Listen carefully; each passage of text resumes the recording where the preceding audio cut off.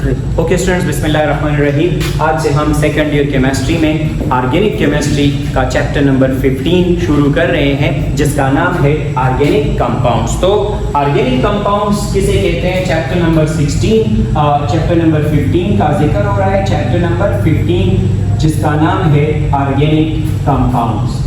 देखिए, जो दुनिया में जितने भी कंपाउंड्स थे, ये बहुत पहले ज़माने की बात थी, जब केमिस्ट्री ने बहुत तरक्की नहीं की थी। तो कंपाउंड्स जो थे ये दो तरह के होते थे। कंपाउंड्स को दो क्लासेस में डिवाइड किया गया था। एक थे ऑर्गेनिक कंपाउंड्स और दूसरे थे इनऑर्गेनिक कंपाउंड्स। तो इन्होंने मतलब साइंस ने, केमिस्ट्री ने इतनी तरक्की तो नहीं की थी, तो इन्होंने कंपाउंड्स को बहुत आसान क्लासिफिकेशन की थी कंपाउंड्स के लिए कि एक क्या थे ऑर्गेनिक और दूसरे क्या थे इनऑर्गेनिक कंपाउंड। तो अब ऑर्गेनिक कंपाउंड्स हम किसे कहेंगे और इनऑर्गेनिक कंपाउंड्स किसे कहेंगे? देखिए, ऑर्गेनिक कंपाउंड्स किसे कहा जाता था और सेकंड के इनऑर्गेनिक कंपाउंड्स किसे कहा जाता था। ऑर्गेनिक कंपाउंड्स और इनऑर्गेनिक कंपाउंड्स में क्या डिफरेंस रखते थे ये?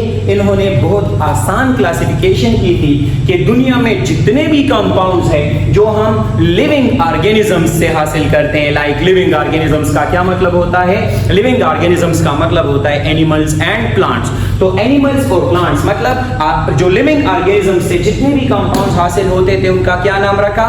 Organic compounds. और जितने भी नॉन लिविंग ऑर्गेनिजम्स से कंपाउंड्स हासिल होते थे उनको क्या नाम दिया? Inorganic compounds. तो इन्होंने बहुत आसान क्लासिफिकेशन की कि ऑर्गेनिक कंपाउंड्स क्या होंगे जो सिंथेसाइज किए जाएंगे। कहां से? जो सिंथेसाइज किए जाएंगे, सिंथेसाइज फ्रॉम क्या? Living organisms. बस दैट वाज वेरी सिंपल कि जो लिविंग ऑर्गेनिजम्स से आएंगे वो क्या कहलाएंगे? Organic compounds. और जो सिंथेसाइज किए, जो हासिल होंगे फ्रॉम नॉन लिविंग ऑर्गेनिजम्स, तो उसको क्या कहा जाएगा? उनको कहा जाएगा इनऑर्गेनिक कंपाउंड्स। मिसाल के तौर पर मैं आपको कुछ एग्जांपल देता हूं। देखिए, अगर आप यूरिया का जिक्र करें ना, यूरिया कहां से हासिल होता है? मेमल्स जानते हैं ना, मेमल्स के यूरिन से, मेमल्स मतलब एनिमल्स है, इनके यूरिन से हासिल किया जाता है यूरिया। तो देखो, लिविंग ऑर्गेनिज्म से हासिल हुआ। इसी तरह यूरिया के अलावा अगर मैं शुगर का जिक्र करूं, शुगर कहां से हासिल होता है? ये प्लांट से हासिल होता है, तो वो भी लिविंग ऑर्गेनिजम्स है। तो लाइक यूरिया, शुगर, ये चीजें जो है ये लिविंग ऑर्गेनिज्म से हासिल होते हैं। तो इस तरह के जितने भी कंपाउंड्स थे उनको क्या नाम दिया गया? Organic compound. और जो नॉन लिविंग ऑर्गेनिज्म से हासिल किए गए मतलब मिनरल से, कहां से? मिनरल से, तो उनको क्या नाम दिया गया? उनको नाम दिया गया इनऑर्गेनिक कंपाउंड्स। तो that was very simple classification. लेकिन ये तब की बात है जब केमिस्ट्री ने बहुत तरक्की नहीं की थी। तो वक्त गुजरता गया, सारी दुनिया यही समझती थी कि जो लिविंग ऑर्गेनिज्म से हासिल होंगे वो ऑर्गेनिक, जो नॉन लिविंग ऑर्गेनिज्म से हासिल होंगे वो क्या? इनऑर्गेनिक। बट हुआ कुछ यूं कि बहुत वक्त गुजरने के बाद साइंटिस्ट ने क्वेश्चंस एराइज किए कि आखिरकार लिविंग ऑर्गेनिजम्स में ऐसा क्या कमाल है कि लिविंग ऑर्गेनिजम्स से जो हासिल किए जाएंगे वो क्या कहलाएंगे? Organic compound. मतलब ऑर्गेनिक कंपाउंड सिर्फ और सिर्फ लिविंग ऑर्गेनिजम्स से क्यों हासिल होते हैं? लिविंग ऑर्गेनिजम्स में ऐसा क्या कमाल है कि ये ऑर्गेनिक कंपाउंड्स प्रोड्यूस करते हैं और मतलब नॉन लिविंग ऑर्गेनिज्म से हम ऑर्गेनिक कंपाउंड्स को हासिल नहीं कर सकते? तो ऐसा क्यों है? तो फिर इस सवाल का जवाब देने के लिए एक थ्योरी आ गई, जिस थ्योरी को हम कहते हैं वाइटल फोर्स थ्योरी। क्या कहते हैं? Vital force theory. अब वाइटल फोर्स थ्योरी क्या है? तो वाइटल फोर्स थ्योरी को जरा समझिए कि वाइटल फोर्स थ्योरी क्या है। ये वाइटल फोर्स थ्योरी जो है ये इस सवाल के जवाब में आ गई कि लिविंग ऑर्गेनिजम्स से सिर्फ ऑर्गेनिक कंपाउंड क्यों हासिल होते हैं? लिविंग ऑर्गेनिजम्स का क्या कमाल है कि ऑर्गेनिक कंपाउंड सिर्फ उनसे हासिल होते हैं? तो इस सवाल के जवाब में वाइटल फोर्स थ्योरी मैदान में आ गई। अब ये जो वाइटल फोर्स थ्योरी थी, ये एक साइंटिस्ट है बर्जीलियस। क्या नाम है? बर्जीलियस। बर्जीलियस ने एक थ्योरी प्रेजेंट की, वाइटल फोर्स थ्योरी, जिसमें वो इस सवाल का जवाब देगा कि लिविंग ऑर्गेनिजम्स से सिर्फ क्यों ऑर्गेनिक कंपाउंड हासिल होते हैं। तो इस सवाल का जवाब इसने कुछ यूं दिया कि लिविंग ऑर्गेनिजम्स में एक खास फोर्स होता है, एक सुपर नेचुरल फोर्स होता है, एक रूहानी कुव्वत जिसको हम कहते हैं, एक सुपर नेचुरल फोर्स होता है, और उसी सुपर नेचुरल फोर्स की वजह से इसमें ये एबिलिटी होती है कि ये ऑर्गेनिक कंपाउंड्स प्रोड्यूस करते हैं। और इस थ्योरी को उसने नाम दिया था क्या?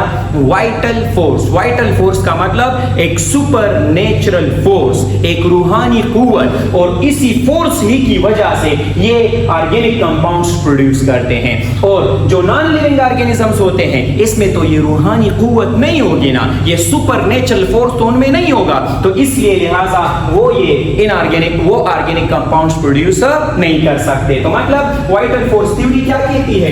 वाइटल फोर्स थ्योरी कहती है कि लिविंग ऑर्गेनिजम्स में क्या होता है? एक सुपर नेचुरल फोर्स होता है, और इसी सुपर नेचुरल फोर्स की एबिलिटी की वजह से इसको रूहानी कुव्वत कहते हैं। इसी सुपर नेचुरल फोर्स या इसी वाइटल फोर्स की एबिलिटी की वजह से ऑर्गेनिक कंपाउंड्स में ऑर्गेनिक कंपाउंड्स ये प्रोड्यूस करते हैं, लिविंग ऑर्गेनिजम्स की ये प्रॉपर्टी है। क्लियर? इस थ्योरी को नाम देते हैं क्या? Vital force theory. अच्छा, इसके मैंने तैयार नोट्स लिखे हैं, वो अभी आपको दिखाता हूं। यहां पर पूरा लेक्चर समझेंगे और फिर आपको मैं इसके तैयार नोट दे रहा हूं, वो इधर लिखे गए हैं। अच्छा, ये वाइटल फोर्स थ्योरी तो हो गई, बात क्लियर हो गई। वाइटल फोर्स थ्योरी ने क्या कहा कि लिविंग ऑर्गेनिजम्स में एक खास सुपर नेचुरल फोर्स है, जिस फोर्स की वजह से इनमें ये एबिलिटी है कि वो ऑर्गेनिक कंपाउंड्स को प्रोड्यूस कर सकते हैं।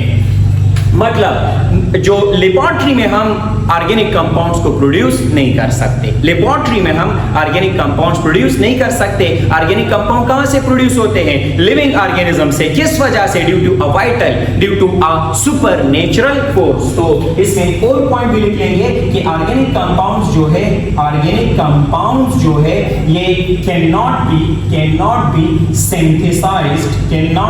Synthesized in laboratory. इसको आप लेबोरेटरी में तैयार नहीं कर सकते, ये नेचुरली प्रोड्यूस होते हैं कहां से?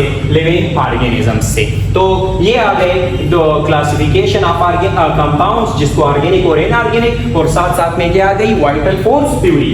इसी के साथ जब वाइटल फोर्स थ्योरी प्रेजेंट हो गई, जब वाइटल फोर्स थ्योरी एक्सप्लेन हो गई, तो इसके बाद वक्त गुजरता गया और लोगों का ईमान इस पर और भी पुख्ता होता गया कि हाँ, बस वेरी सिंपल है कि जो लिविंग ऑर्गेनिज्म से आए वो ऑर्गेनिक, और जो नॉन लिविंग ऑर्गेनिज्म से आए वो क्या?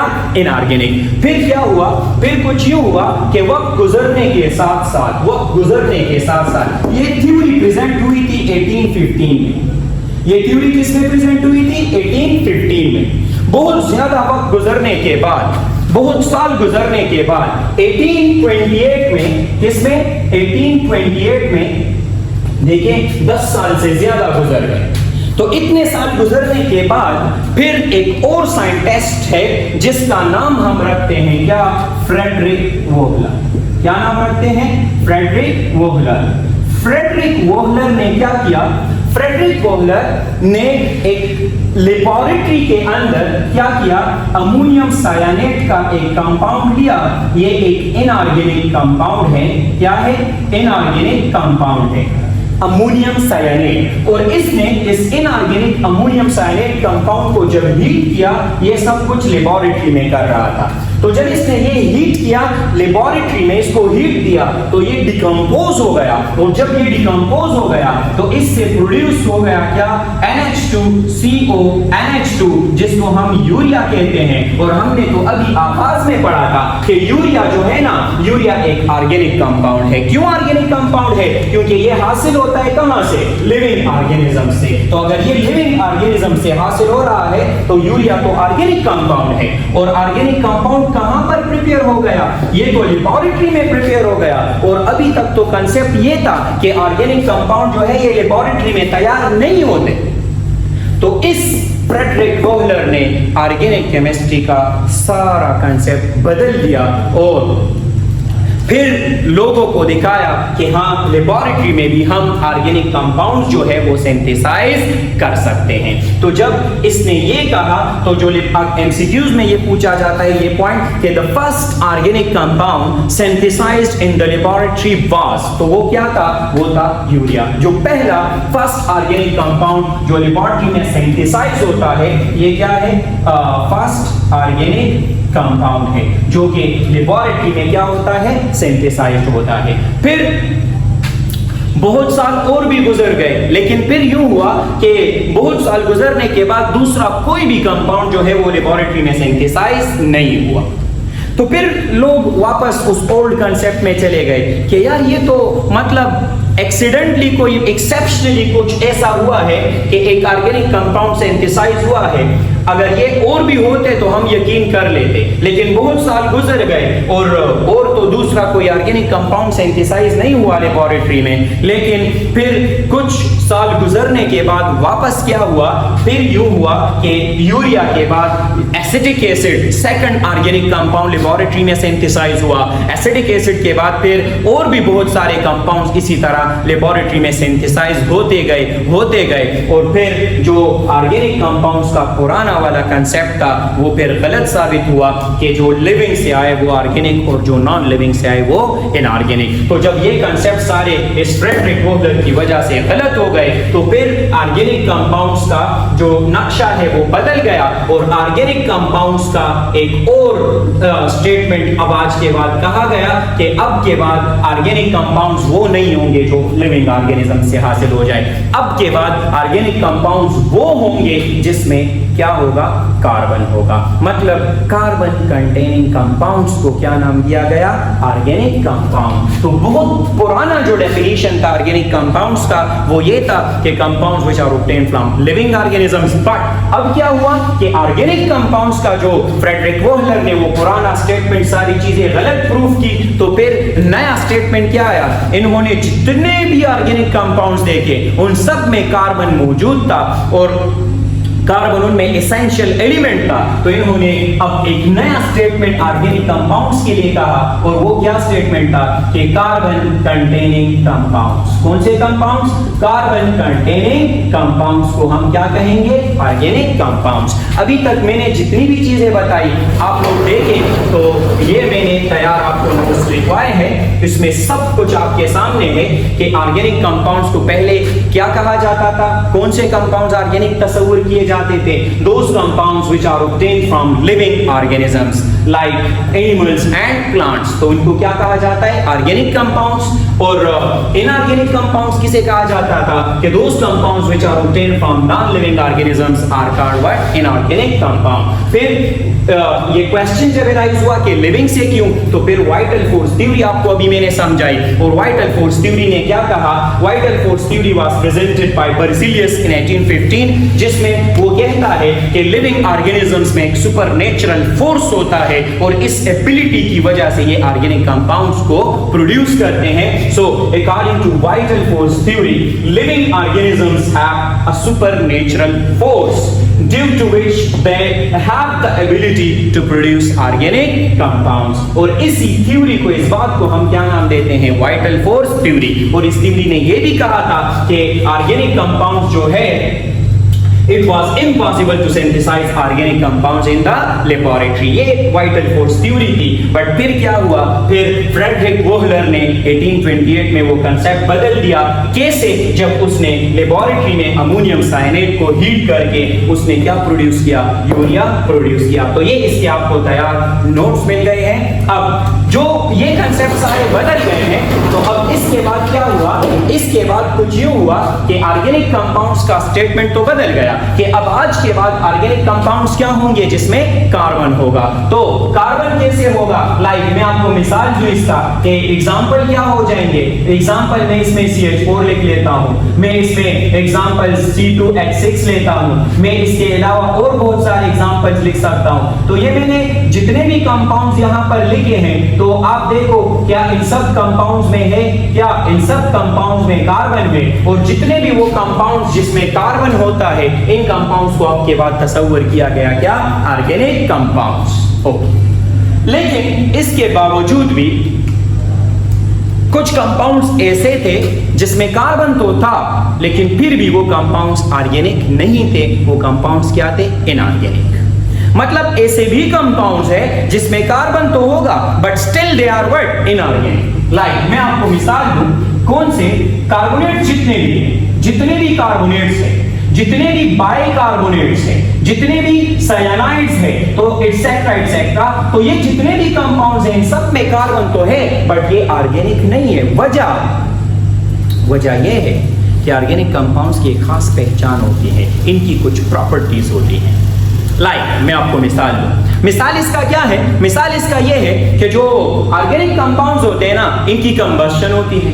कंबशन एक प्रॉपर्टी है, वो ये हम डिटेल में भी पढ़ेंगे कि कंबशन एक प्रॉपर्टी है, केटिनेशन एक प्रॉपर्टी है, उसमें कोवेलेंट कैरेक्टर होता है, उनमें उनकी एक सॉल्युबिलिटी कम होती है। ये सारे जो प्रॉपर्टीज है ना, ये सारे प्रॉपर्टीज जो ऑर्गेनिक कंपाउंड्स में होते हैं, इन कंपाउंड्स में ये प्रॉपर्टीज मौजूद नहीं थे। तो इसलिए इन्होंने कहा कि ये जो कंपाउंड्स है इनमें कार्बन तो है लेकिन इनमें वो सारी प्रॉपर्टीज मौजूद नहीं है जो एक ऑर्गेनिक कंपाउंड में होती है, लिहाजा इनमें कार्बन होते हुए भी ये जो है ये कंपाउंड्स ऑर्गेनिक नहीं है। ये कौन से हैं? इनऑर्गेनिक कंपाउंड्स है। ये बात भी क्लियर हो गई। अब के बाद ऑर्गेनिक केमिस्ट्री का हमने आगाज किया है, तो अब यहां पर सवाल आ जाता है कि sir what is organic chemistry? Organic chemistry क्या है? ऑर्गेनिक कंपाउंड्स की तो पहचान हो गई। तो अगर हम बहुत सिंपल लफ्जों में बोले, अगर हम बिल्कुल इंतहाई सिंपल शब्दों में इनको बयान करें कि ऑर्गेनिक केमिस्ट्री किसे कहेंगे, तो वो सारे कंपाउंड्स, मतलब वो केमिस्ट्री जिसमें हम ऑर्गेनिक कंपाउंड्स की स्टडी करते हैं, उसको हम क्या कहते हैं?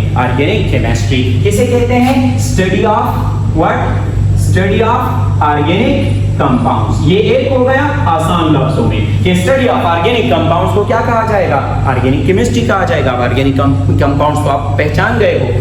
दूसरा जो इसका स्टेटमेंट है वो क्या है कि स्टडी ऑफ हाइड्रोकार्बन्स। क्या? Study of hydrocarbons and their derivatives. Now इस पॉइंट को आप समझो कि study of hydrocarbons and their derivatives, इसको हम क्या कहते हैं? Organic chemistry. अब सवाल ये है कि सर ये हाइड्रोकार्बन्स क्या है और इसके डेरिवेटिव्स क्या है? तो यार हाइड्रोकार्बन्स जिसमें क्या होगा? कार्बन और हाइड्रोजन। आप देखो ना CH4, क्या ये हाइड्रोकार्बन है? यस सर, ये हाइड्रोकार्बन है।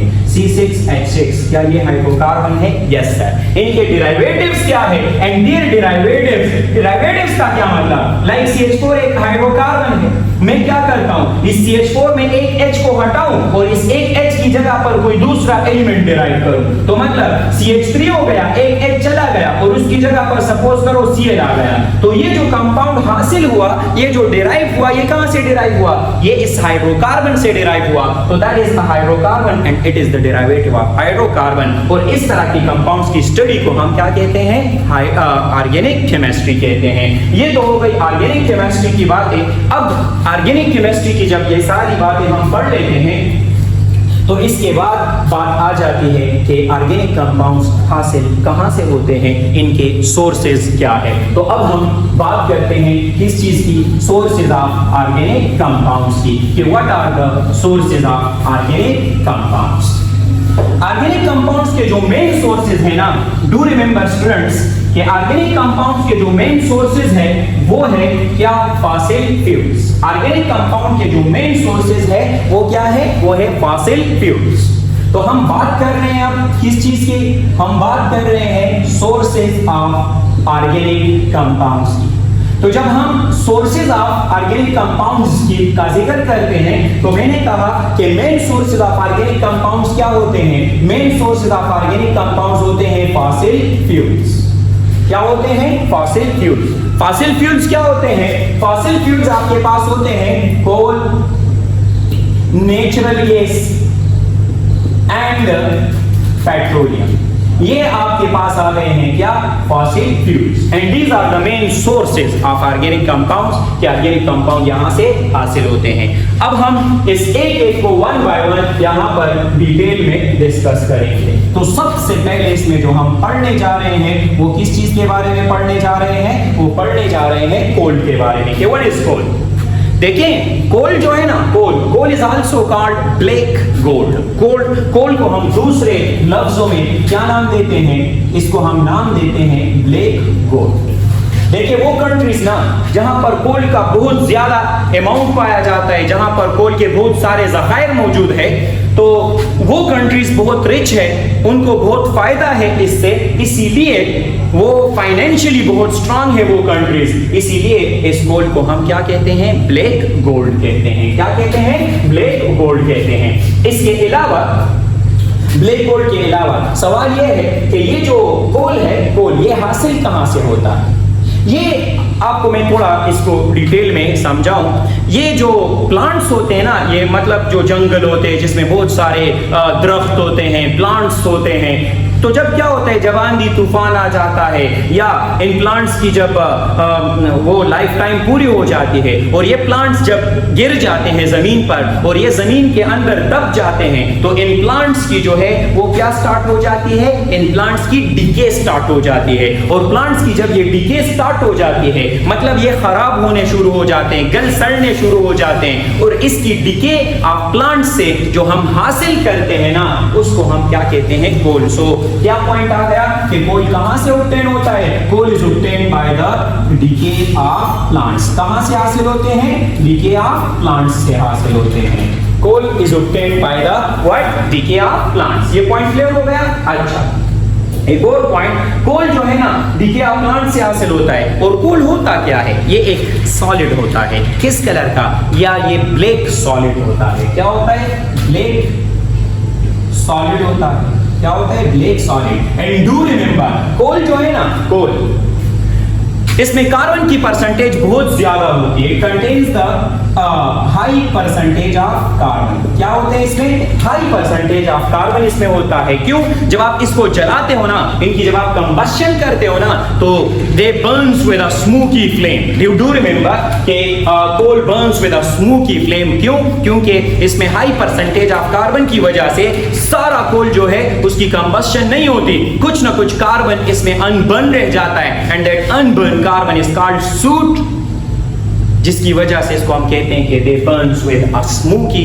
और सूटी फ्लेम। क्लियर? ये बातें तो हो गई कोल के लिए। अब हम क्या पढ़ते हैं कि कोल का जो है ना, कोल, इस कोल के लिए हम पढ़ रहे हैं, तो अब हम जिक्र करते हैं destructive distillation of coal.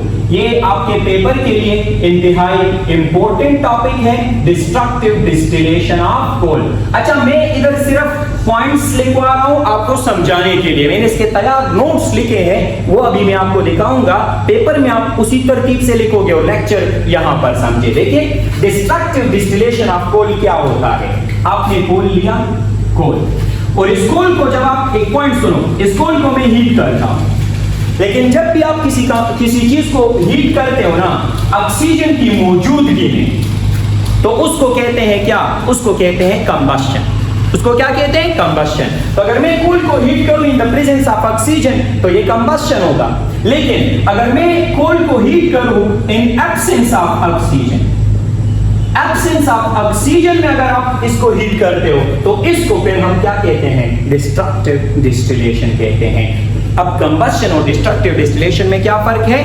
Heat दे दो एक चीज को in the presence of oxygen, किसी भी ऑर्गेनिक कंपाउंड को हीट दे दो in the presence of oxygen, that is combustion. But किसी भी ऑर्गेनिक कंपाउंड को आप हीट दे दो in the absence of oxygen, so that is destructive distillation. So ये हो गया डिस्ट्रक्टिव डिस्टिलेशन। अब एक और डिफरेंस कि जब कंबशन होगा तो ऑर्गेनिक कंपाउंड्स का, तो उसमें हमेशा carbon dioxide and water produce होंगे, जबकि डिस्ट्रक्टिव डिस्टिलेशन में carbon dioxide and water produce नहीं होगा। डिस्ट्रक्टिव डिस्टिलेशन से ये कोल जो है ना, ये मुख्तलिफ चीजों में टूट जाएगा। कौन कौन सी चीजों में? तो इससे जो चीजें हासिल होती है उनको हम कहते हैं coke, coal tar, coal gas, gas carbon and ammoniated liquid. क्या? Ammoniated liquid. ये सारे फ्रैक्शंस जो है ये हासिल होते हैं कहां से? By the destructive distillation of coal. और इसी को कहते हैं, what is destructive distillation of coal? When coal is heated in the absence of air या in the absence of oxygen, it decomposes into different fractions like coke, coal tar, coal gas, gas carbon and ammoniated liquor, and such process is called what? Destructive distillation of coal. तो अब इसके आप तैयार notes देखें, मैंने जो यहाँ पर लिखे हैं इनको आप देखें। तो ऑर्गेनिक कंपाउंड्स का जो नया डेफिनेशन आया था वो क्या था कि कार्बन कंटेनिंग कंपाउंड्स को क्या नाम दिया गया? ऑर्गेनिक कंपाउंड्स नाम दिया गया। और ये इसके आपके सारे एग्जांपल्स आ गए हैं। और सम कंपाउंड्स ऐसे भी है जिनमें कार्बन होगा but still that will be inorganic, और ये इसके एग्जांपल है, वो ऑर्गेनिक नहीं होंगे, वो इनऑर्गेनिक। ये एग्जांपल से समझा दिया है कि क्यों। अब ऑर्गेनिक केमिस्ट्री का डेफिनेशन क्या आ गया कि the study of hydrocarbons and it's derivatives. इसको हम क्या कहते हैं? Organic chemistry. हाइड्रोकार्बन्स क्या होते हैं, इसके डेरिवेटिव्स क्या होते हैं, ये आपको समझा दिया है मैंने। उसके बाद हमने क्या पढ़ा? Sources of organic compounds. और ये जो आपके सामने है ये इसके सारे तैयार नोट्स आपके सामने है। तो that is all about today's lecture destructive distillation of coal जो है इसको हम एक बार फिर इसके बाद पढ़ेंगे, जिसमें इस एक फ्रैक्शन को हमें डिटेल में एक्सप्लेन करना है। Thank you very very much.